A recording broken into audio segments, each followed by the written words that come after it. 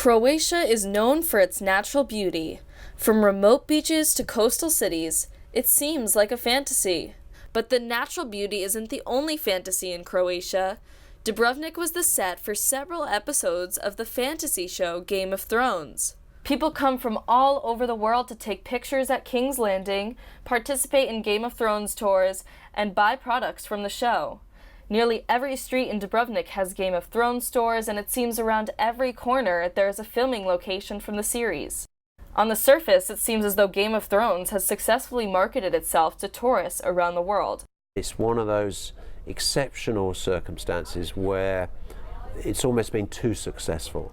Simon Hudson is a globally recognized expert in film tourism.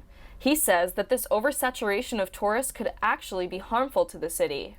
The challenge is managing that so that it's sustainable, so that the tourism numbers don't become too high, so that the service quality suffers. I sensed a feeling of, our culture's being diluted. They're not coming to see our beautiful buildings, our history, our culture. They're coming because of Game of Thrones. And Hudson thought correctly.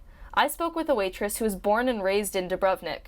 While she wanted to keep her identity hidden, she made sure that her feelings were quite clear. When people ask us about the Game of Thrones, it becomes very offensive.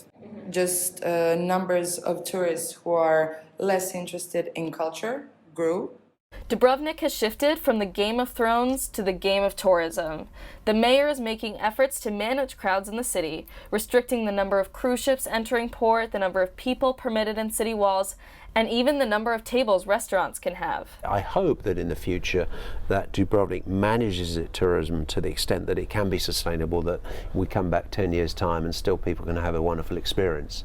But this wonderful experience might already be diminished. Hudson says that although residents may be benefiting financially from film tourism, the city may lose its authenticity in the process.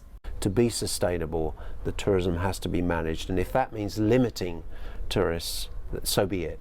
The ultimate question that places like Dubrovnik pose is, how does a destination capitalize on tourism without losing their culture in the process? While Dubrovnik explores this question, tourists will undoubtedly continue to explore Dubrovnik. This has been Jackie Gold for Gold Around the Globe. See you next time in Morocco.